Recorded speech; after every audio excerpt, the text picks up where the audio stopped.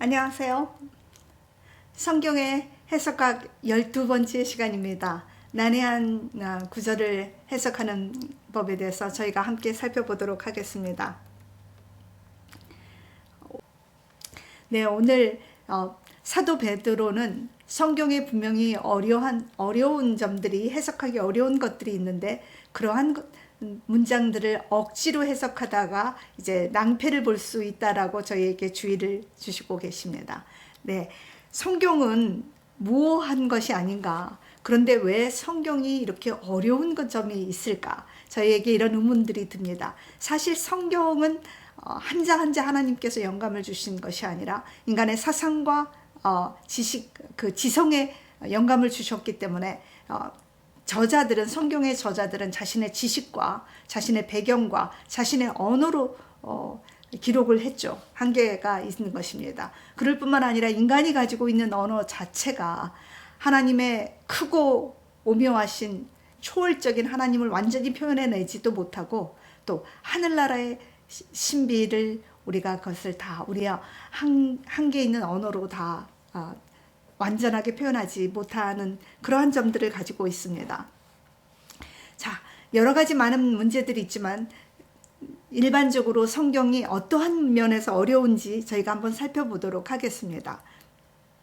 첫째는 그 언어, 구약의 그 오래된 히브리어, 신약의 헬라어, 우리에겐 다 생소한 언어들이죠. 그것이 수천 년에 걸쳐서 번역되는 과정에서도 또 문제가 있을 수 있고요. 이렇게 많이 사본이 필사되다 보니까 누락이 되거나 또 와전되는 일도 있습니다. 그럴 뿐만 아니라 3000년 전에 그 고대 히브리의 문화를 저희가 잘 알지 못할 뿐만 아니라 심지어는 남방과 북방 이스라엘과 남방 유다도 서로 다른 제도를 가졌다는 것을 우리가 이해하지 못할 때 오는 오해들도 있을 수 있습니다. 또한 신학적으로 우리가 미리 어떤 편견이나 오해를 가지고 있다면 또 그렇게 해석하는데 또 지장이 있을 수가 있겠습니다. 그리고 성경에는 풍성한 표징과 상징들이 또 나타나 있어서 그러한 표징과 상징들을 이해하지 못할 때 또 오는 오해들도 있을 수 있고요. 그리고 신학적으로 아주 깊이가 있는 말씀이 있어서 그것은 우리가 닷을 깊이 내리지 않으면 닿을 수 없는 그런 말씀들도 있는 것입니다. 그러나 참 많은 경우에 우리가 깊이 연구를 하고 말씀을 열심히 탐독을 한다면 거의 대부분의 경우에는 도달할 수 있을 것이지만 아주 어떤 것은 여전히 신비 속에, 아직도 여전히 밝혀지지 않은 신비 속에 있는 말씀들이 있습니다. 그러기에 우리에게 더 도전이 되고 더 많은 연구와 또 우리의 끊임없는 기도가 필요한 부분이겠죠. 자, 그러면 먼저 첫 번째, 언어와 번역에 있어서의 일반적으로 우리가 마주하게 되는 그런 문제들을 한번 살펴보도록 하겠습니다. 침례 요한의 때부터 지금까지 천국은 침노를 당한다. 하나님의 거룩하신 천국이 마치 노략자들에 의해서 침노당하고 회파당하는 것 같은 이런 당혹스러운 문장을 우리가 어떻게 해석해야 될 것인가, 이런 이제 문장을 볼 때 사실은 예수님께서 침례 요한의 때를 설명하시면서 이 말씀을 하셨는데, 여기 침노당하다, 침노라는 말, 비아조라는 말이 원어이지만 여기서는 비아제타이, 침노를 당하다, 이렇게 수동태로 해석을 했는데요. 사실 이 문장은 수동태로도 해석이 되지만 중간태로도 해석이 가능하다고 합니다. 만약에 이것을 수동태로 하면 침노 당하다가 되지만 중간태로 하면 꼭 침노를 당한다기보다는 많은 사람들이 이 천국 복음으로 인해서 천국으로 몰려와서, 폭풍처럼 몰려와서 그 몰려온 많은 사람들에 의해서 천국을, 소망을 가진 사람들이 천국을 차지하게 된다 라는 해석으로 우리가 이해할 때 훨씬 더 우리의 이해가 더 쉽게 되겠죠. 수동태보다는 중간태로 우리가 이해할 때 우리 훨씬 천국에 대한 이해가, 천국을 침노한다기보다는 천국으로 밀려 들어온 많은 사람들이 천국의 소망을 가지고 천국을 차지하게 될 것이다 라는 얘기죠. 그리고 또 이번에는 예수님께서 십자가상에서 이제 강도, 두 명의 강도가 있었죠. 한 명의 강도는 당신이 정말 그리스도면 우리를 구해라 했지만, 이 옆에 있는 한 강도가 예수여 당신의 나라에 이를 때 나를 기억하소서 하고 고백을 하게 되고, 그때 그 강도를 향해서 예수님께서 말씀하셨죠. 내가 말하노니 오늘 너가 나와 함께 낙원에 가 있으리라. 이 말씀을 들으면 예수님과 그 강도가 뽀로로로로 그날 바로 천국에 올라갈 것 같은 그런 인상을 주는 말씀이죠. 이렇게 오늘 그러면 올라가셨나 보다 라고 생각할 텐데, 요한복음 20장에 보면은 예수님께서 3일 후에 이제 마리아가 무덤에 가서 예수님을 만나게 되죠. 너무 반가워서 라삐어 하고 탁 잡으려고 했더니 예수님께서 나는 아직 아버지께 올라가지 못했으니까 이제 잡지 말라고 얘기를 하시면서 내가 아버지께 가고 그리고 또 제자들에게도 갈 거라고 어서 가서 전하라고 하죠. 그래서 마리아가 막 달려가는 얘기가 요한복음에 저에게 소개하고 있습니다. 분명히 예수님께서는 아직 안 가신 것이죠. 그러면 가셨다, 오늘 천국에 갈 거다, 이 두 개의 상충되는 문장을 우리가 어떻게 이해할 거냐. 분명히 아직 안 가신 거는 확실한데, 그렇다면 오늘 너와 낙원에 가 있다라는 말에서 오늘, 이 오늘을 어떻게 우리가 해석해야 될지 한번 살펴보겠습니다.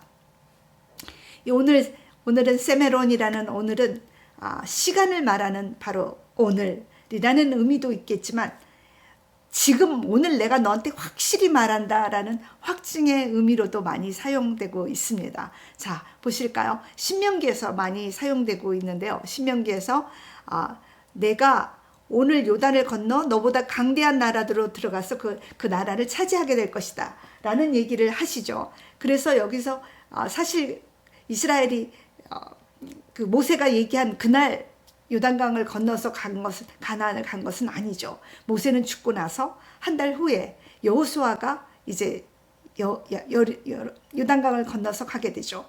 그렇기 때문에 오늘 얘기한다는 것은 오늘 너희가 요단강을 건넌다는 게 아니라 오늘 내가 말하는데 너희들은 반드시 요단강을 건너서 가나안으로 갈 것이다 라는 확증의 얘기를 하는 것이죠. 또 두 번째 예로 내가 오늘 복과 저주를 너희 앞에 놔둔다.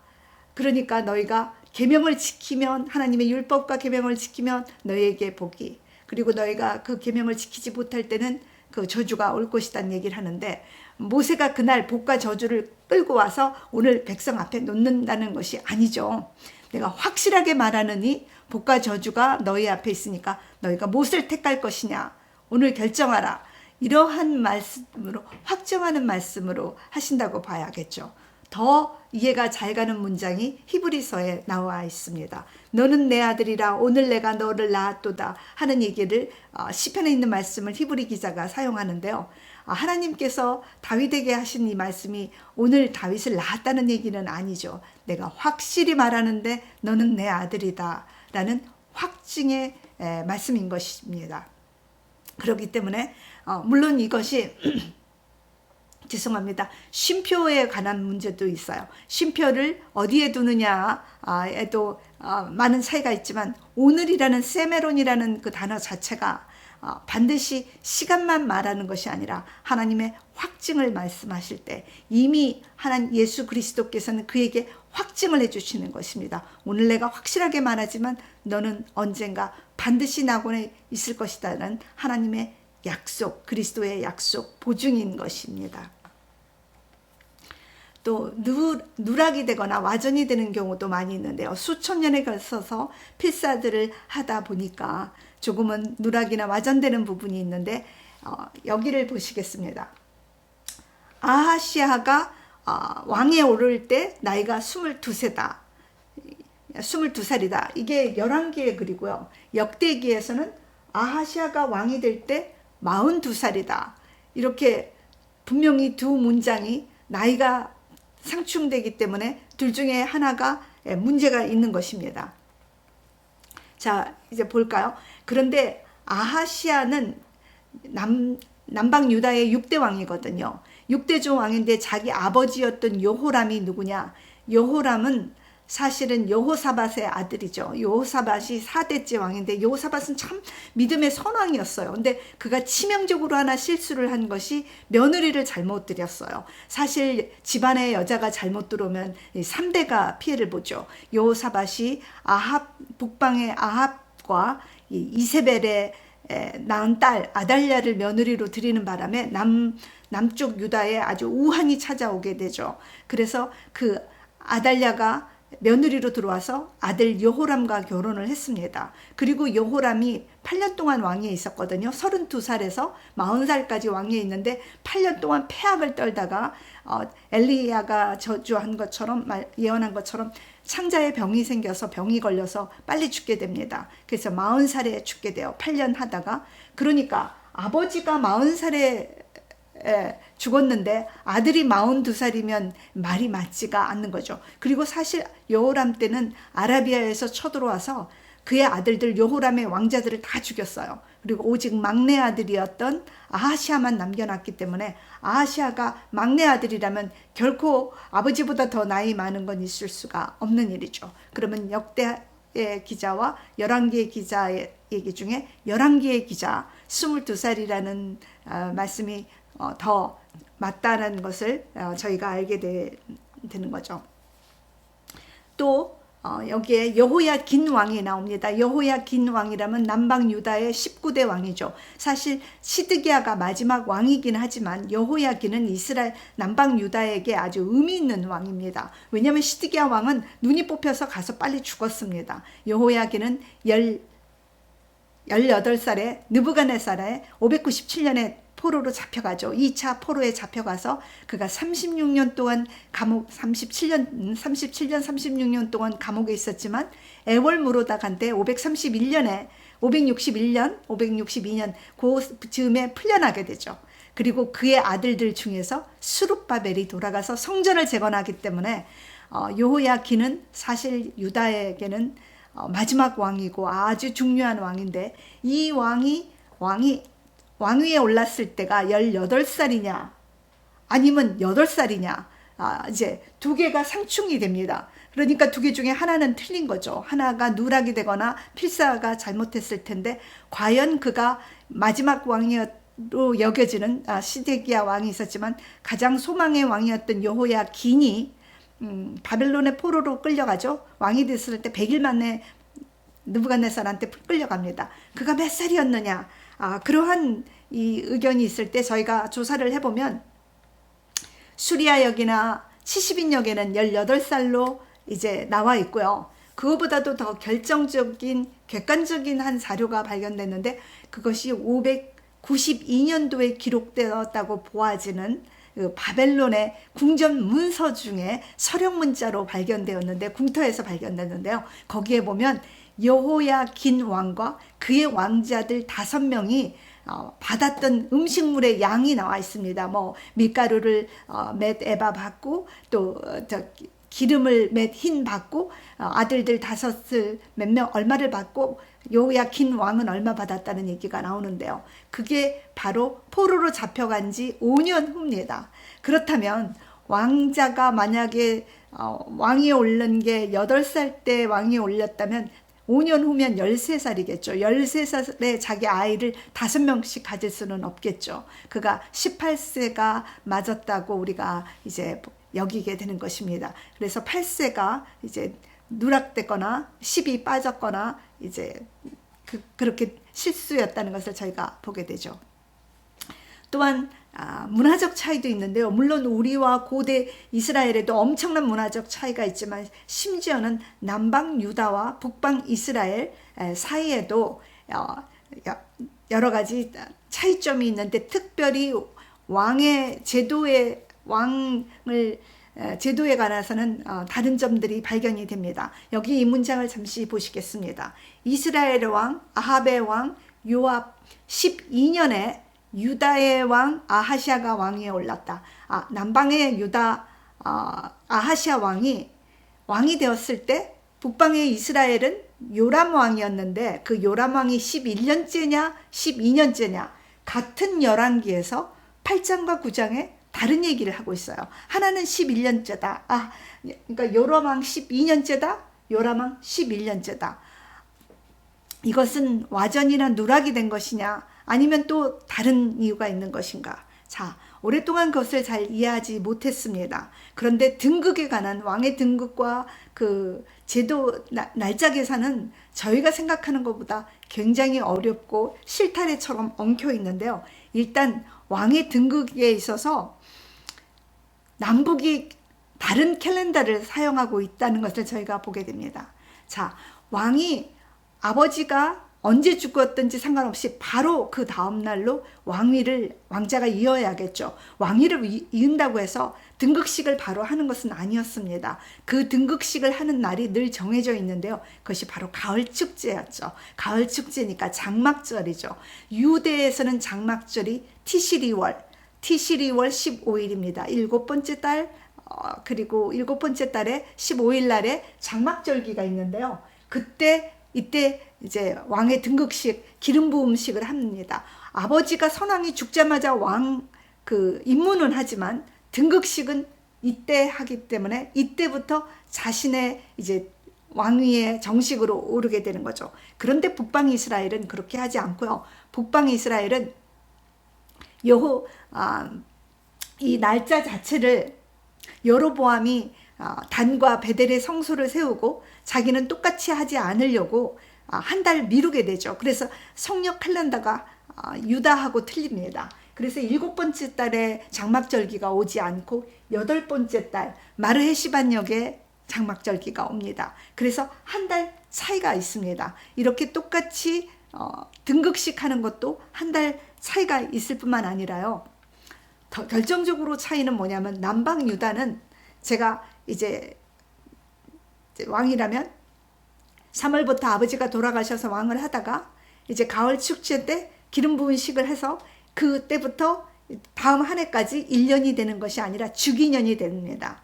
주기년이 되고 그 다음 해가 돼야지 1년이 되는 것이죠. 이렇게 바벨론이랑 아시리아도 이렇게 주기년으로 했어요. 유다도 그렇게 했고, 그런데 북방 이스라엘은 그렇게 하지 않았습니다. 북방 이스라엘은 바로 기름 부음 그 가을 축제 기름 부음식을 해서 등극식을 하면 그 해부터 바로 한 해, 두 해 이렇게 카운터를 하게 돼서 두 나라가 틀린 계산법을 가지고 있습니다. 그래서 남방 유다로 따지면 첫 해는 주기년이기 때문에 한 해, 두 해, 세 해 하다가 11년 되던 때에 아하시아가 주기하는 걸로 되어 있습니다. 요람왕이 주기년으로 치고, 그러니까 요람왕 11년에 아하시아는 주기했다. 이것은 유다식으로 계산한 것이죠. 그렇지만 만약에 이스라엘식으로 계산을 하면 주기년이 없으니까 바로 첫 해부터 한 해, 두 해 하니까 길어지죠. 한 해가 더 길어지죠. 그래서 이것은 누락이나 와전이 아니라 남방왕과 북방왕의 그 연도 계산법이 틀렸다라는 것을 알게 되면서 이 모든 비밀이 밝혀지게 된 것이죠. 또 그럴 뿐만 아니라 왕의 등극의 문제는 저희가 생각하는 것보다 훨씬 복잡한 것이 16대 요시야 왕이 종교개혁을 하면서 지금까지 가을에 신년이 오는 그 달력을 성력으로 바꿔서 니산월, 봄에 3월 4월이 정월이 되는 봄 달력으로 바꾸게 되죠. 그래서 더 많은 또 혼돈이 오게 되는데, 이렇게 봄 달력으로 요시야 왕 때 바꿨다고 주장하시는 존 헤이 박사하고 폴 후커 박사님들의 의견이 요즘에는 많은 정설로 받아들이고 있습니다.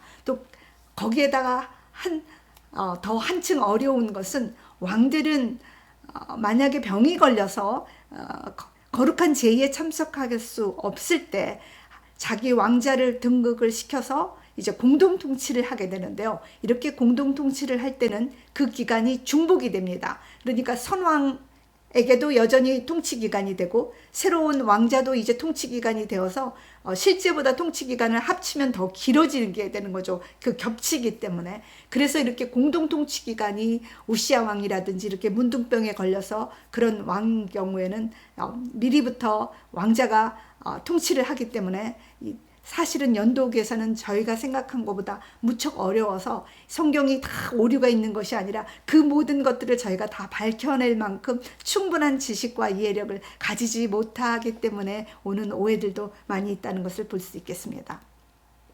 또 신학적인 견해나 선입견도 또 성경을 해석하는데 많은 영향을 주고 있죠.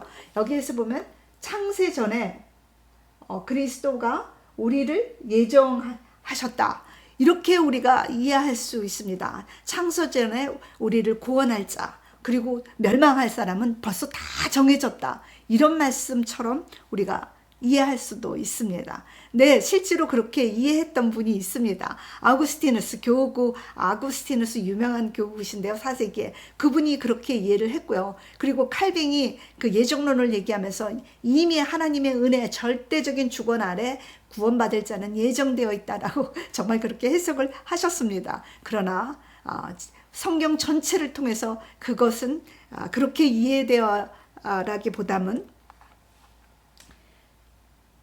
그의 사랑 안에서 그리스도로 말미암아 그래서 예배소서 전체에서 나오는 말씀은 오직 확정된 것이 누가 구원받고 누가 구원받지 않을 것이 확정된 것이 아니죠. 만약에 그게 그렇게 확정됐다면 사마리아와 예루살렘과 땅끝까지 죽기 살기로 전도할 필요가 없는 거죠. 벌써 확정이 됐기 때문에.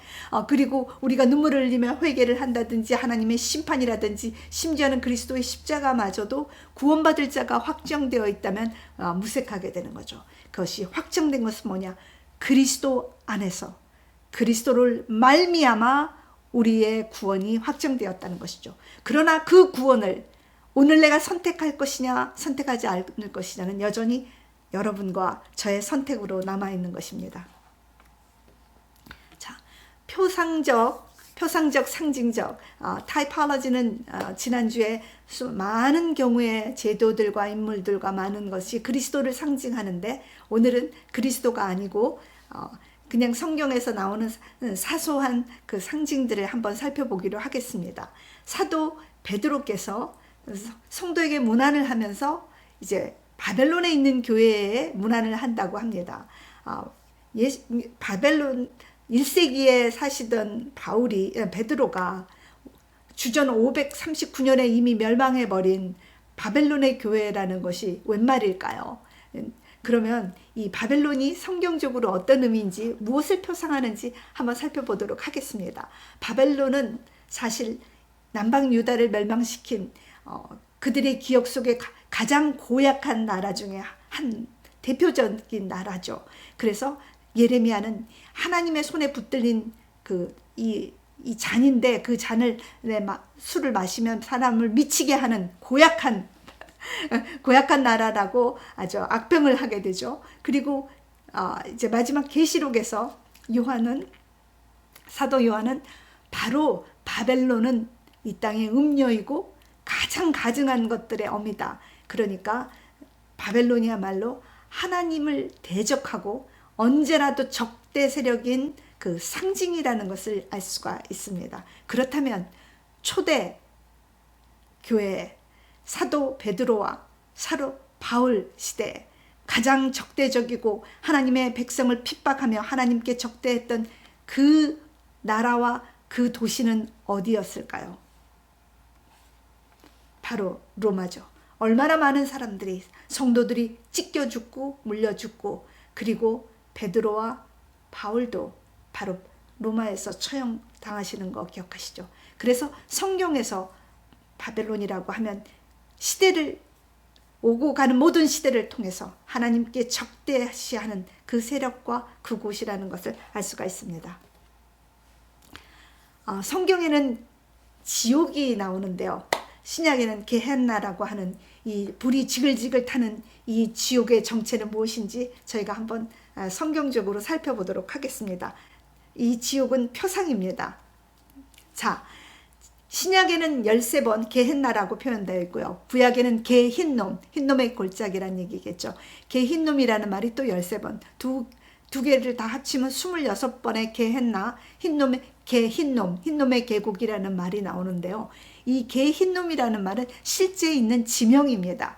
여기 예루살렘에 여기 헤롯 궁전이 있고요. 여기는 예수님께서 자주 가시던 감람산이 여기 있습니다. 그런데 성 밖에 나오면 이 남쪽은 기드론 골짜기고 동남쪽에 있는 이 골짜기가 흰놈의 골짜기인 것입니다. 이 흰놈의 골짜기가 게힌놈인 것이죠. 흰놈의 계곡이 이제 히브리 말로 게힌놈이 되는데요. 도대체 이 골짜기에서 무슨 일이 있었는지 저희가 한번 살펴보겠습니다.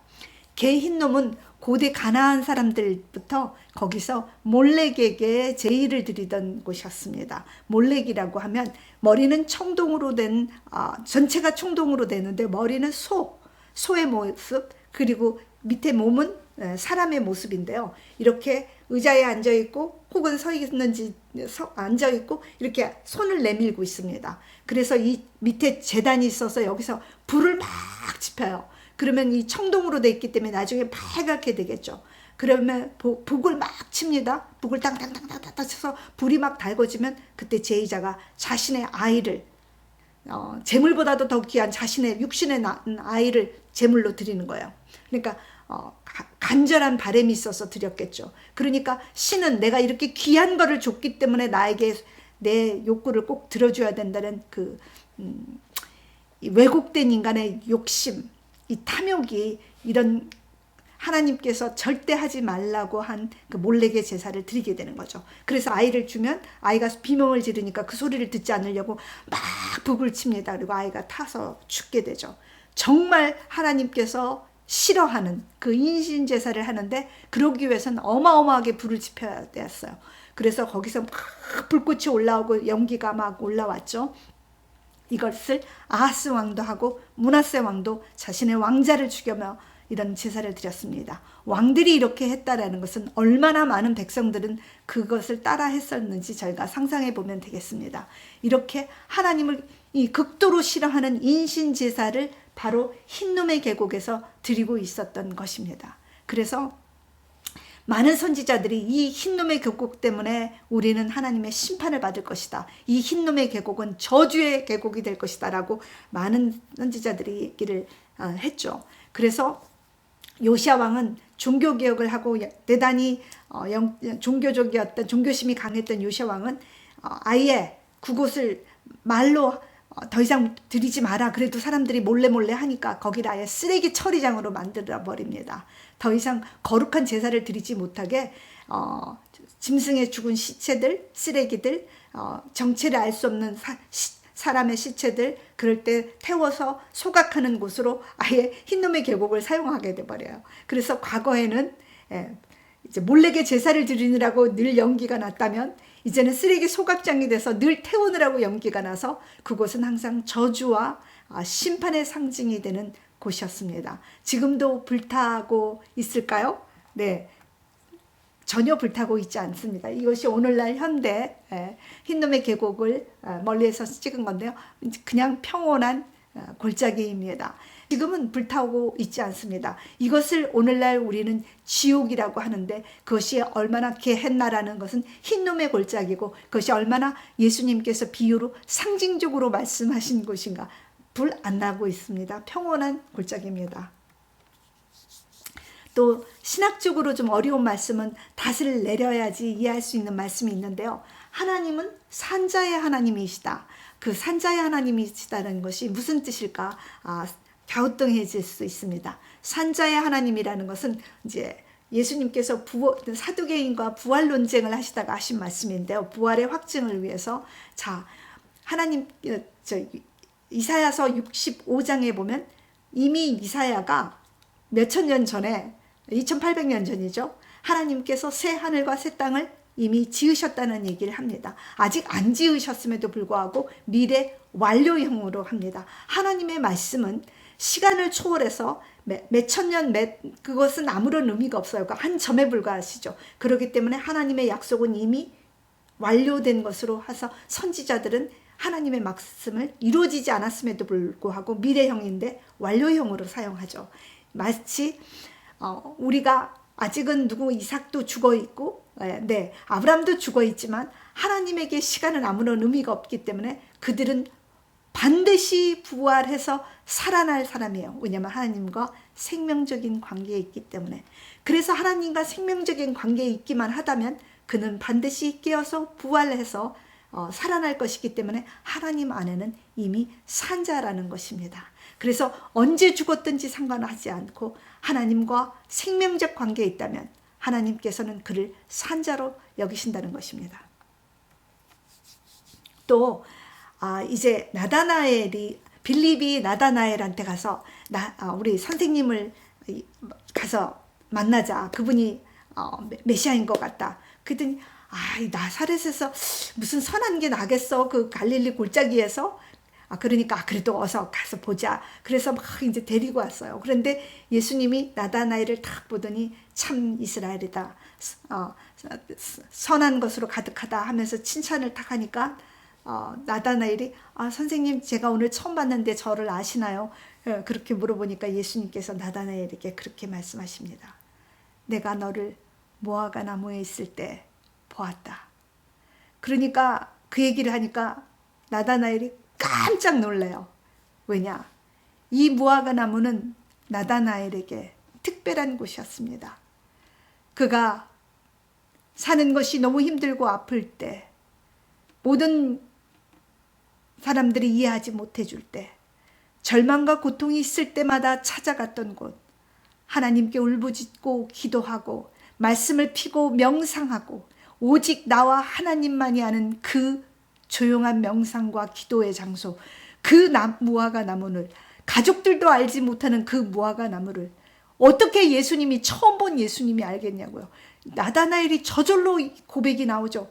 당신은 하나님의 아들이시오, 이스라엘의 왕이십니다. 그렇게 하니까 예수님께서 그렇게 얘기하시죠.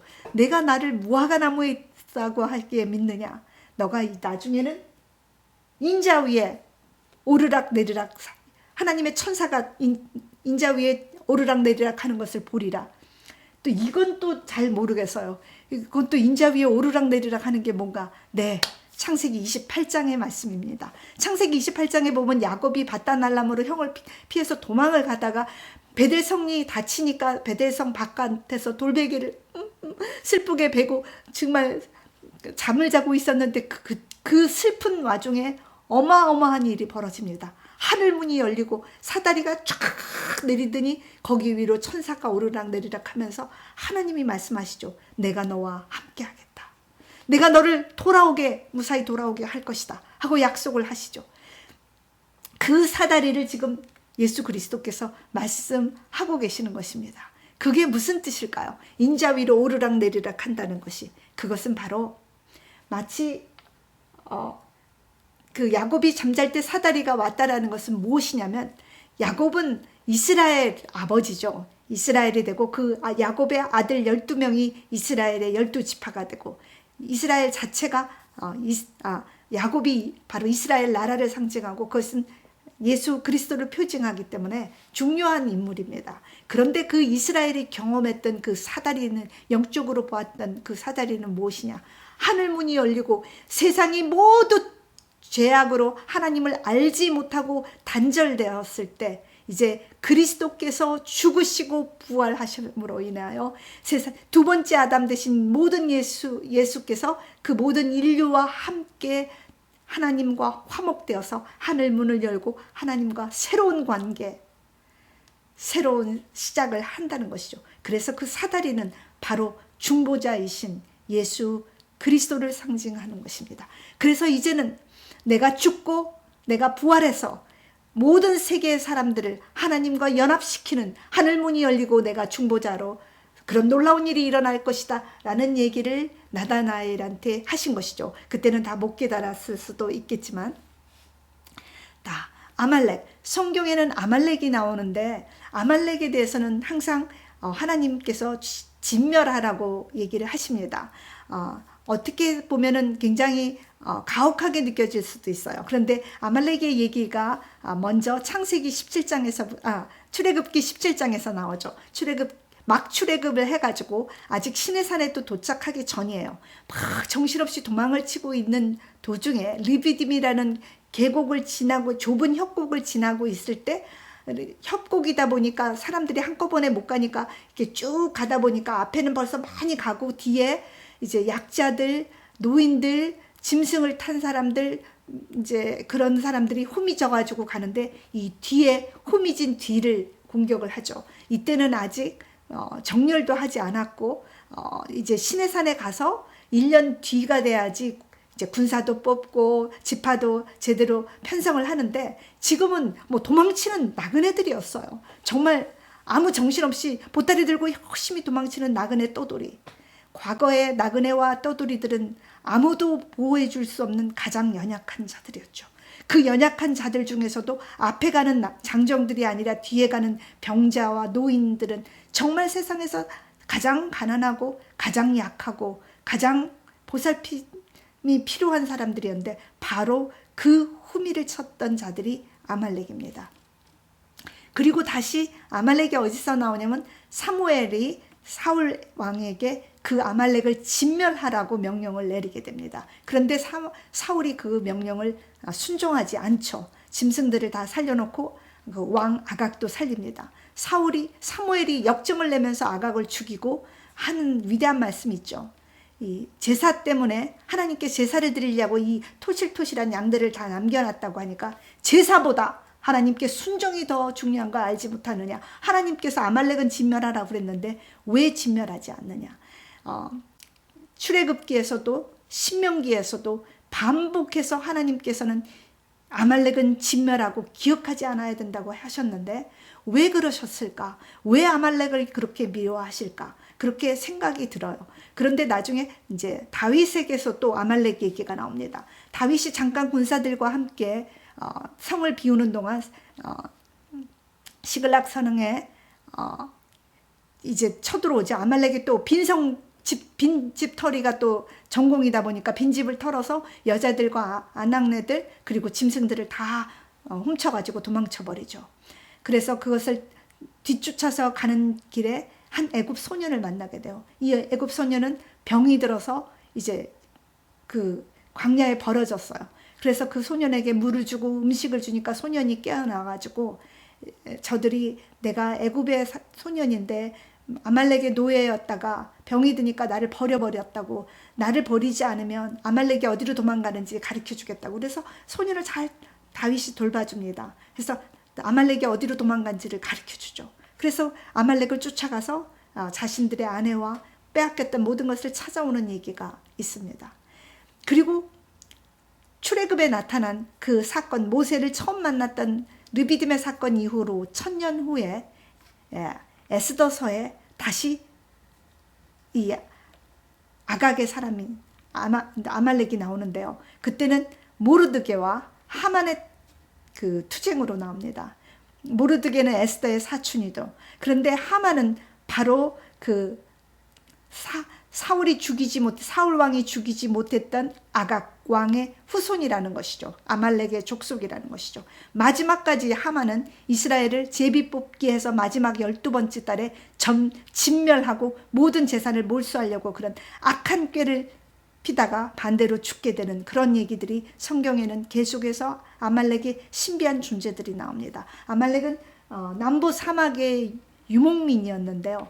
그들의 특성을, 성경에 나온 모든 특성을 보면 절대 정정당당하게 전쟁을 하지 않습니다. 절대 정정당당하게 하지 않고 빈집 털기 하기, 사람들 뒤에 지나가는데 제일 연약한 자 뒷덜미치기, 강한 자 앞에서는 꼼짝 못하지만 약한 자를 짓밟고 짓누르고 학대하는, 과거에 나그네와 또돌이는 가장 연약한 사람의 상징이었는데 이스라엘이 나그네 되었을 때, 이스라엘이 떠돌이가 되어서 아직 정처 없이 도망치고 있을 때 그들을 쳤던 아말렉, 언제라도 약자를 짓밟는 존재의 상징으로 아말렉은 표상되는 것입니다. 그래서 닥터 안드레 라코 박사께서 말씀하셨습니다. 아말렉은 세상 가운데 영원히 존재하는 악의 상징이다. 이스라엘이 가는 곳곳마다 나타나서 원수처럼 나타나고 있다라고 보죠. 또 유대의 그 전승에 나오는 미드라시에서는 아말렉은 하나님의 승리를 가로막는 최종 장애물이고 하나님의 율법과 하나님의 뜻과 반대되죠. 하나님의 율법은 고아와 과부와 나그네와 떠돌이를 불꽃 같은 눈으로 지키시는 하나님의 뜻이 있는데 그 하나님을 경홀히 여기고 그 하나님의 백성을 치고 그럴 뿐만 아니라 가장 약한 자를 치는 하나님의 뜻에 반대되는 그러한, 그래서 병들면 버려버리는 그러한 존재들. 우리 안에도 아말렉 같은 그런 특성이 있고 우리의 공동체 안에도 만약에 우리 공동체 안에도 아말렉 같은 그런 특성이 있다면 반드시 진멸하고 그런 것은 허용하지 않아야 된다고 성경은 우리에게 말씀하고 계시는 것입니다.